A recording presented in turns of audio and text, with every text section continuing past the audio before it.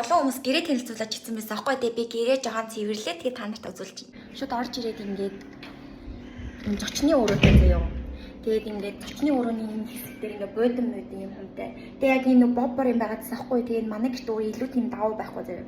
Тэгээд нөгөө шкаф ухаж байгаа нэг юм улаан давуу болоод тэр улаан давууг аваад угаа цэвэрлээд ингээд тавиад суугаад ингээд бэлэн болгоод тавьсан. Гэхдээ энэ ч би хизэж сууж юм идэд өө заяа. Би дандаа өрөөндөө л орж иддэг. Ягаад гэвэл амар айгаад иддэг.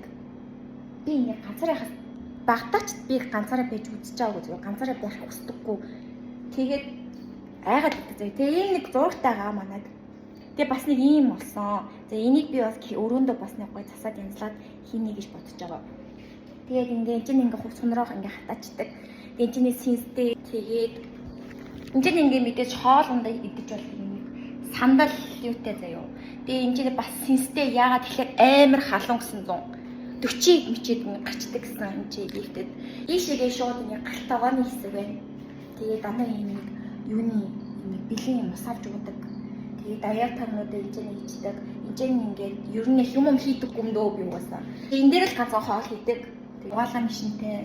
Манайх энэ ингээд дахиад нэг юм өрөөтэй зөө.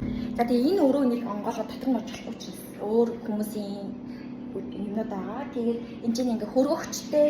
За нэг ингээд юм байл өрөө байна. Энэ бойлер юм шиг байгаа.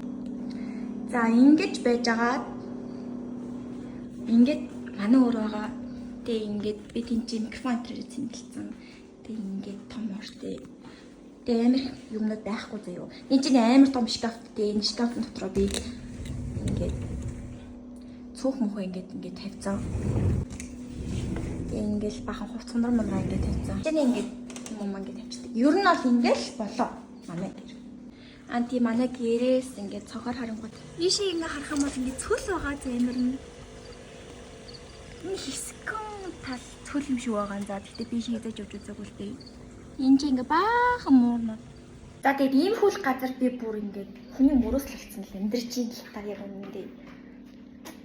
Гэртээ ирсэн ч ганцаараа тэгээд яг энэ хідөө өрөөнийхөө дунд ингээд ирэлтэй л гэж. Илүү гоё гэртээ босны дараа дахиад бичлэг оруулъя тэгээд үзээрэй.